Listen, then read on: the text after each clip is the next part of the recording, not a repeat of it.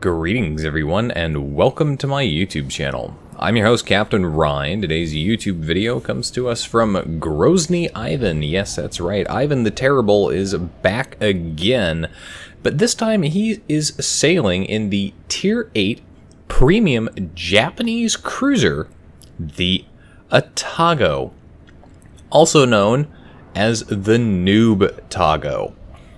And you might be wondering why that is. Well, the Tier 8 Premium Japanese Cruiser Atago here, this cruiser was the first premium Tier 8 ship in the game. Not the first cruiser that was a premium in the game, although it's tied for that because I do believe this and the Atlanta were both introduced as premium ships at the exact same time. Now, the reason it's called the new Atago, of course, is like any wargaming title, you've got a shiny premium Tier 8. What does everybody immediately do after they've played less than 2 or 3 battles in the game? Yes, that's right, they go out and they buy it because they want to be in those high tier battles. And of course, what do they do immediately following that? They get themselves into a high tier battle and promptly die. The Atago was also the first premium cruiser in the game, and I do believe the first cruiser in the game that came with a heal. Now, at Tier 8, it is a less effective heal than the Tier 9 ships, but it still gave you the ability to repair some of that damage. Unlike its counterpart, the Mogami at Tier 8, this ship really only gets one option as far as the guns, and those are those 203mm guns, meaning it's not as good for shooting at destroyers due to the reload. But those 203mm guns, the high explosive chance for fire, very good because it's a Japanese ship, and the armor piercing, pretty decent. The turret configuration is very similar to the Miyoko. In fact, it's basically identical to the Miyoko. So if you're thinking about picking this ship up, I highly recommend that you play the Japanese line up to at least the Miyoko before you pick this ship up, or you're really going to have a bad time in this vessel. The other advantage that the Atago has that the other Japanese ships up to the Zhao, but not including the Zhao, has is that it's got forward-facing torpedo tubes, so you can get those torpedoes off, and it's got 2 sets per side, so up to 8 torpedoes per side. They're 10-kilometer torpedoes, and it's a Tier 8, so you can fit the concealment module, and I'm pretty sure with a concealment expert on this captain, you can just barely fire those torpedoes from stealth, but you've only got like half a kilometer. Now as the battle gets going, here it is the North Winter map. It's standard battle mode, and Grozny Ivan, well, he's been busy kind of hanging around back behind this island over where the Charlie cap point would normally be. And he's already managed to secure his first kill in this game, dealing with a destroyer. Another enemy destroyer did pop up there briefly, but he has since disappeared behind a smokescreen. Ivan has got his hydroacoustic active, and taking hydro on the Japanese warships, the Japanese cruisers especially, not a bad option. The anti-aircraft on these ships isn't the best, though having defensive fire certainly does help when an enemy carrier decides they're going to come after you. Considering I don't see too many carriers anymore, I would personally prefer to take the hydro because it lasts quite a while and it's very useful when spotting torpedoes as well as chasing down enemy destroyers and smokescreens. Now, how this Atlanta managed to avoid getting hit by that torpedo, you saw it, I saw it, everybody saw it. That has got to be a replay bug right there, because I'm pretty sure that torpedo just passed right through that Atlanta. And no, that Atlanta didn't take any damage.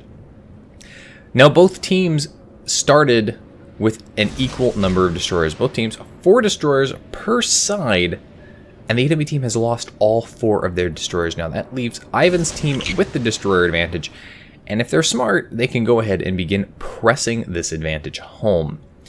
The teams are actually equal, but the enemy team is up on points because they have actually lost the destroyers, which are worth fewer points than losing, say, a cruiser or a battleship. Ivan at this point hasn't done a lot of damage, but with himself and that Atlanta over here, they've actually managed to hold off on any enemy assaults up this channel towards their base. And now, enemy cruiser pops out from the headland of this island, and that cruiser is the Tier 8 Admiral Hipster. Admiral Hipster, reasonable Tier 8 cruiser, only 8 203mm guns there, but remember he's got torpedoes, and there are those torpedoes coming in here.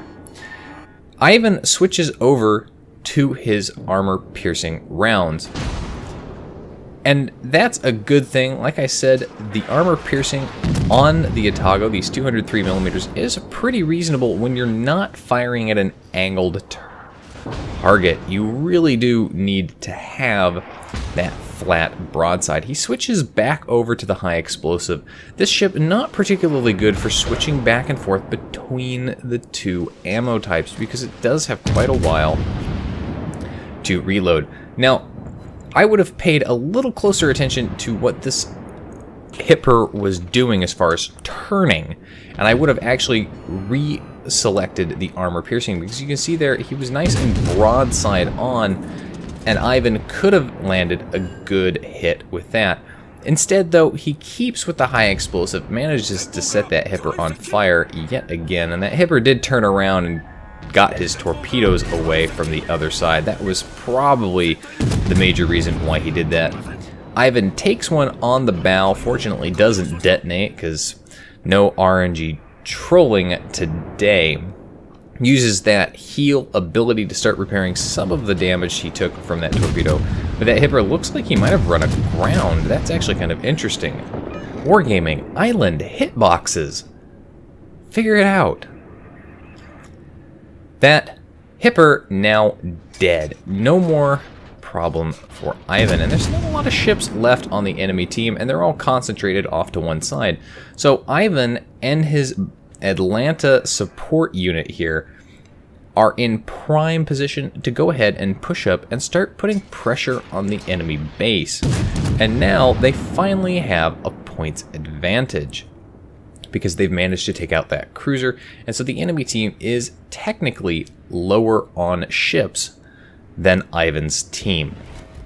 And again, remember, having lost all of their destroyers, these battleships are really SOL when it comes to looking for and dealing with these cruisers. There's nobody to spot for them, so they're really only going to see people when they're firing their guns. And if you play a stealthy cruiser, especially the Japanese ones with torpedoes, that could be a death knell if you're in a battleship. Basically, if a cruiser, especially a Japanese one, suddenly pops up at a range of about, say, 9.5 kilometers, there's a good possibility that he's just fired torpedoes at you. And if you're not paying attention to which way he's pointing, you're probably going to get torpedoed.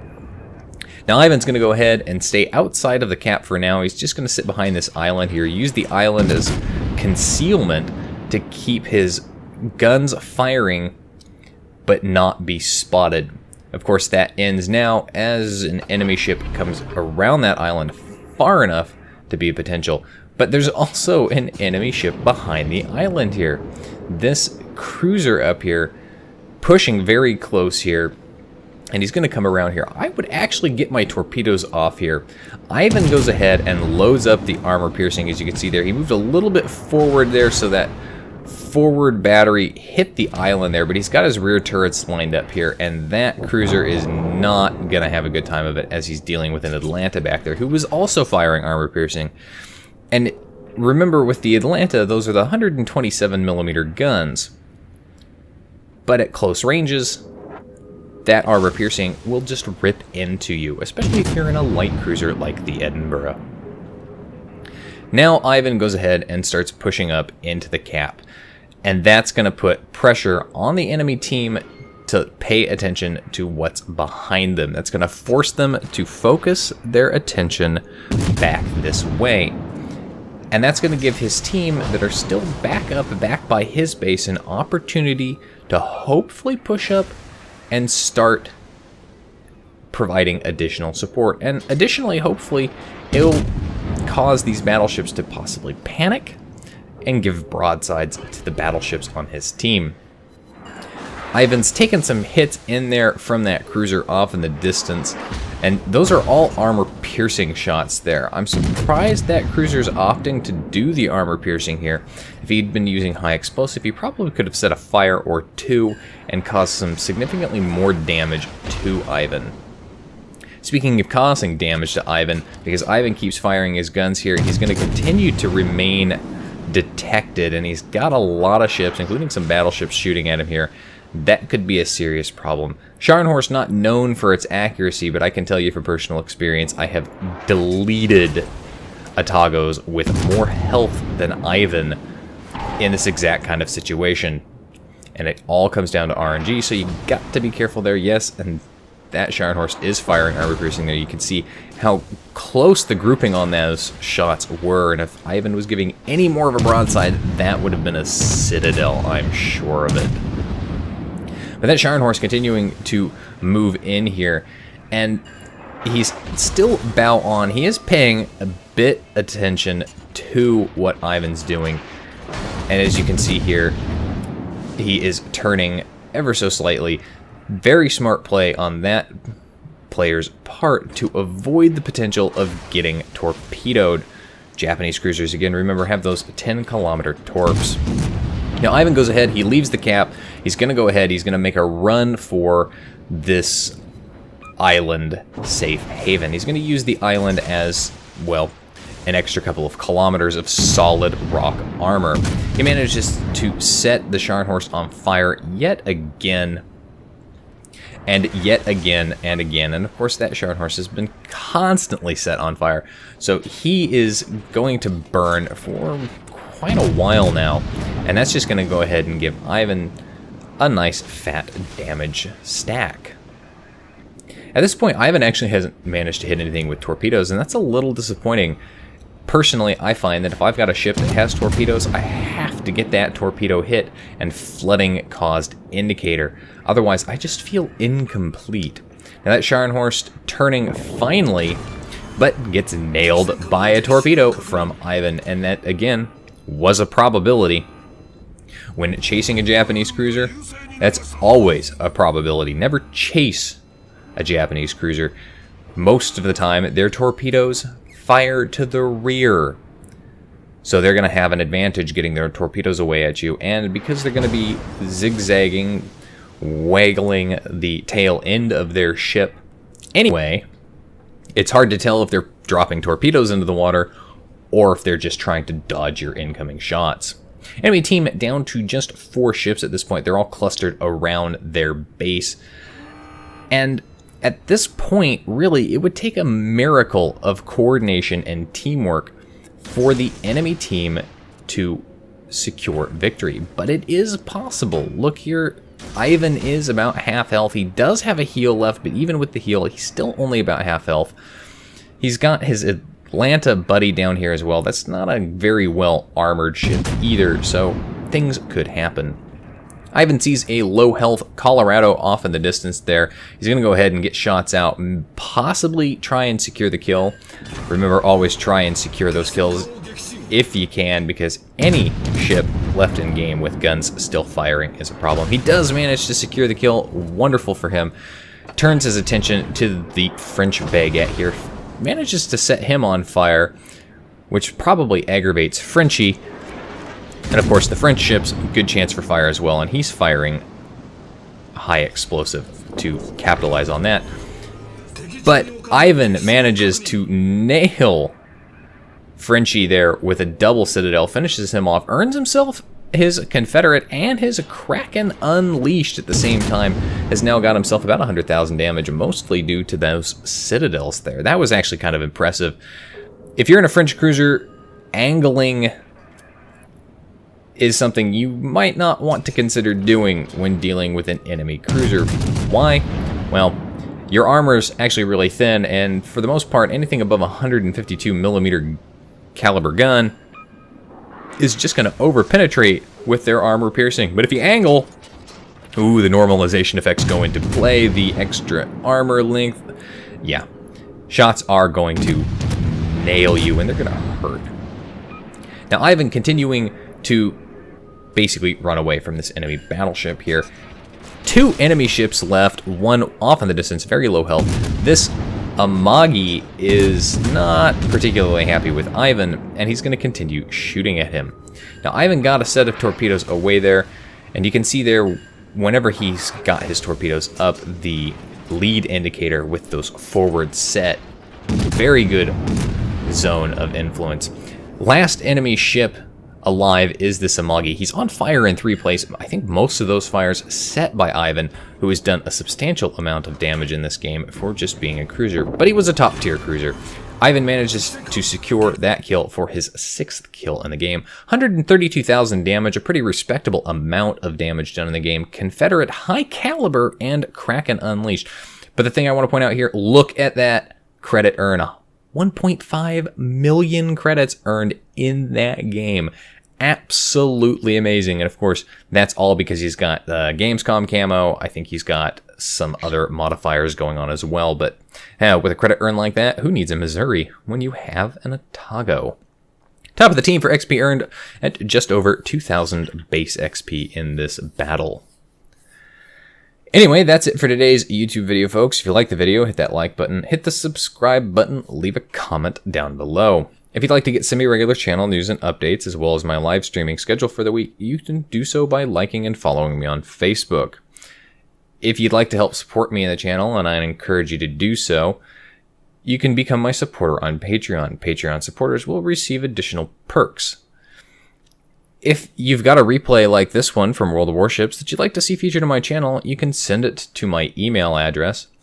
And as previously mentioned, if you'd like to watch me play various games live, you can do so by liking and following me on Twitch. You can find the links for all of those in the video description down below. And as always, I'll see you next time. This is Captain Rye, signing off.